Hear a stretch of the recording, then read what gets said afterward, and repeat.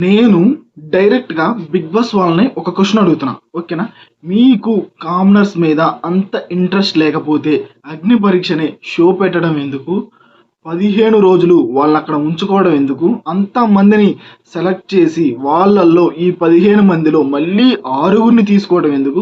ఇంత షో చేసిన తర్వాత ఎందుకు కావాలని మీరు 'బిగ్ బాస్' టీమ్ వాళ్ళు కావాలని 'బిగ్ బాస్' సీజన్ 9లోకి వాళ్ళు రాంగానే వరుసపెట్టి ఒకరి తర్వాత ఒకరిని కామనర్స్‌ని కావాలని ఎలిమినేట్ చేస్తున్నారు. ఓకేనా?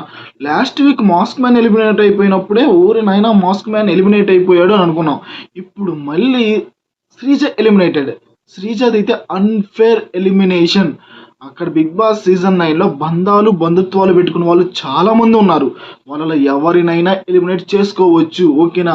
రీతూని సేవ్ చేయటానికి 'బిగ్ బాస్' టీమ్ వాళ్ళు శ్రీజాని అలా ఏసేశారు.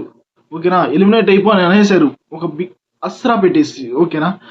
వైల్డ్ కార్డ్స్ వచ్చి ఆ అస్త్రా ఉపయోగించి శ్రీజాని ఎలిమినేట్ చేశారంట.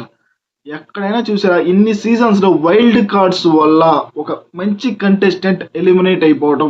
ఇదైతే అన్‌ఫేర్ ఎలిమినేషన్. ఓకే. వైల్డ్ కార్డ్స్‌లో కూడా ఫస్ట్ ఎంట్రీ ఎవరిచ్చారు? సెకండ్ ఎంట్రీ ఎవరిచ్చారు? చూద్దాం. ఫస్ట్ ఎంట్రీ అయితే దువ్వల మాధురి గారు 'బిగ్ బాస్' సీజన్ 9లోకి ఫస్ట్ ఎంట్రీ. తర్వాత నిఖిల నైర్ ఇతను. ఓకేనా? నెంబర్ 3 ఆయేషా ఈమె. Number 4 Gaurav Gupta. Number 5 Ramya Chitti pickles. ఈమె 5వ స్థానంలో వచ్చింది. ఓకేనా? నెంబర్ 6 శ్రీనివాసులు. ఈ ఆరుగురైతే ఈ ప్యాట్రన్ ద్వారా వచ్చారు అస్త్రా ద్వారా శ్రీజాని ఎలిమినేట్ చేశారు.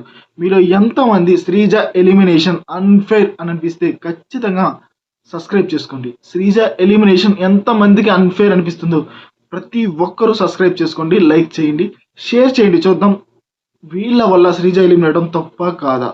వైల్డ్ కార్డ్స్ వల్ల ఎలిమినేట్ అయిపోవటం, 'బిగ్ బాస్' టీమ్ వల్ల ఎలిమినేట్ అయిపోవటం. ఓకేనా? రీతు కోసం లిటరల్లీ రీతుని సేవ్ చేయడం కోసం శ్రీజ అనే కామనర్‌ని ఓకేనా ఎలిమినేట్ చేశారు. ఇది మాత్రం వాస్తవం. మీకు కూడా నిజంగా వాస్తవమే అనిపిస్తే సబ్స్క్రైబ్ చేసుకోండి, లైక్ చేసుకోండి. మన బీబీ తెలుగు.